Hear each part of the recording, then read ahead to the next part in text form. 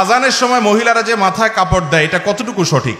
আজানের সময় মহিলাদের জন্য মাথায় কাপড় দেওয়া এটা কোনো জরুরি কিছু না। আমাদের সমাজে মহিলারা আজান হলে বাসা বাড়িতে থাকলে মাথায় কাপড় দেয়, ঘোমটা দেয়, মনে করে এটা আজানের হক। আজান দিলে জবাব দিতে হয়, জবাব দেওয়ার খবর নাই, মাথায় কাপড় দেয়। আরে বোন, জবাব দেন আপনি। জবাব কিভাবে? মুয়াজ্জিন আল্লাহু আকবার বলেছে, আপনি আল্লাহু আকবার বলেন। মুয়াজ্জিন আশহাদুল্লাহ বলছে, আপনি আশহাদুল্লাহ বলেন। কুলু বিসলামা ইয়াকুলুল মুয়াজ্জিন, মুয়াজ্জিন যা বলছে আপনি হুবহু তা বলেন। শুধু হাইয়া আলাস সালাহ হাইয়া আল ফালাহ যখন মুয়াজ্জিন বলে তখন লা হাওলা ওয়ালা কুওয়াতা ইল্লা বিল্লাহ বলেন। এভাবে মুয়াজ্জিন আজানের যদি জবাব দেন, মুয়াজ্জিন যে পরিমাণ সওয়াব পায় আপনি ওই পরিমাণ সওয়াব পাবেন। আর মুয়াজ্জিন কি পরিমাণ সওয়াব পায় জানেন? হাদিসে আসছে মুয়াজ্জিনের আজান শুনে যত মানুষ নামাজ পড়ে তাদের সবার সমপরিমাণ সওয়াব মুয়াজ্জিন সাহেব পায়, আর আপনি জবাব দিয়ে ওই পরিমাণ সওয়াব পাইতে পারেন।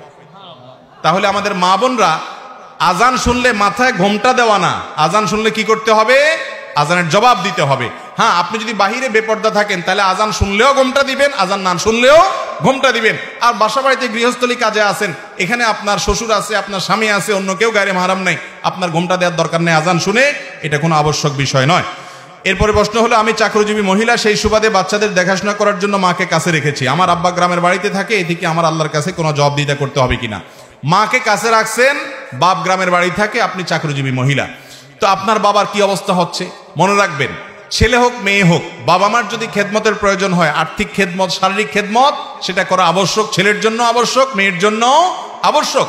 অতএব আপনার বাবার যদি কোনো অসুবিধা না হয়, মা মাঝে মধ্যে যাওয়া আসা করে, তাহলে আপনার জন্য এটা জায়েজ হতে পারে।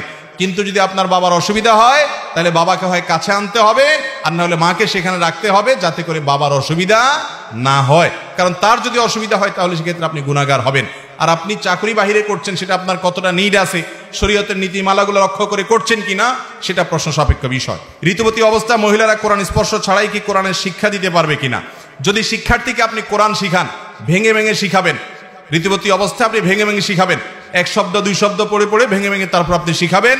কারণ শিক্ষা ছেড়ে দিলে তো বাচ্চা ভুলে যাবে, বিধায় ওইটুকু জায়েজ আছে যদি আপনার ওইটুকুর দ্বারা কাজ হয়ে যায়। শয়তানের ধোকায় অনেক সময় ইবাদতে রিয়ার প্রবণতা আসে, তাহলে করণীয় কি? শয়তানের ধোকায় আপনার মনের মধ্যে যদি রিয়া আসে, লোক দেখানোর প্রবণতা আসে, তাহলে সেক্ষেত্রে দেখতে হবে কাজটা কি ফরজ কিনা। ফরজ নামাজ হলে যত রিয়া আসুক তারপরও দেখায় যেতে হবে, অর্থাৎ প্রকাশ্যে করে যেতে হবে, তাতে আপনার রিয়া কিছুদিন পরে দূর হয়ে যাবে। যেমন নামাজ পড়তেছেন, রিয়া আসে, যাকাত দিচ্ছেন, রিয়া আসে, তারপরও আপনি দিয়ে যাবেন।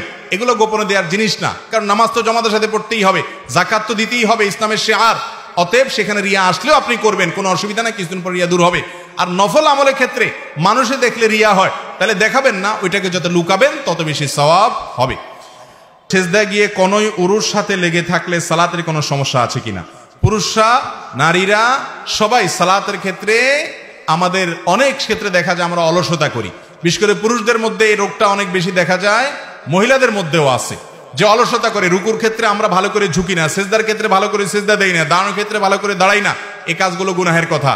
আমরা যদি সেজদা গিয়ে এই যে উরুর সাথে আমাদের রান লেগে যায় অথবা মাটির সাথে রেখে দেই, অলসতা পরে, সেজদা তো হয়তো আদায় হয়ে যাবে, গুনাহ হবে না, এই নামাজ হয়ে যাবে, কিন্তু এর কারণে নামাজের অঙ্গহানি হবে, নামাজের মর্যাদা নষ্ট হবে এবং গুনাহ হবে। অতএব এইভাবে অলসতা ভরে নামাজ পড়া জায়েজ নেই। আল্লাহ তাআলা আমাদের সবাইকে যা জানলাম, শুনলাম, বুঝলাম, সেগুলো অনুযায়ী আমল করার তৌফিক